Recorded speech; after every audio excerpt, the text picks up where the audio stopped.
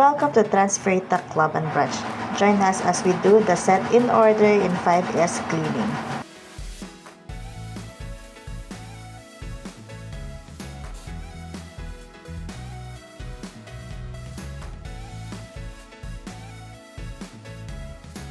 Set in order is to organize the remaining items logically, ensuring everything has designated places for easy access and efficiency in workflow.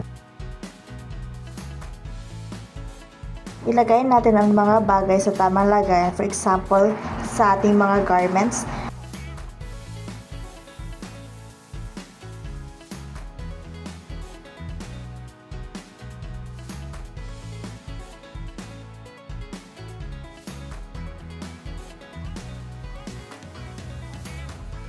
Siyempre sa set in order, magre-refill din tayo ng mga stocks according to color and sizes.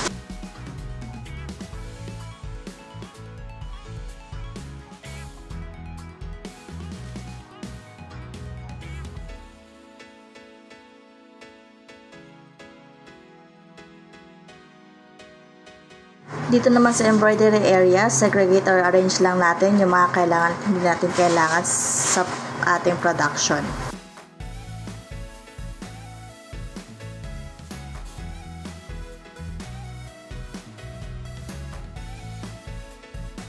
Separate din natin yung mga for production and for pick up items. So yun lang guys, thank you for watching.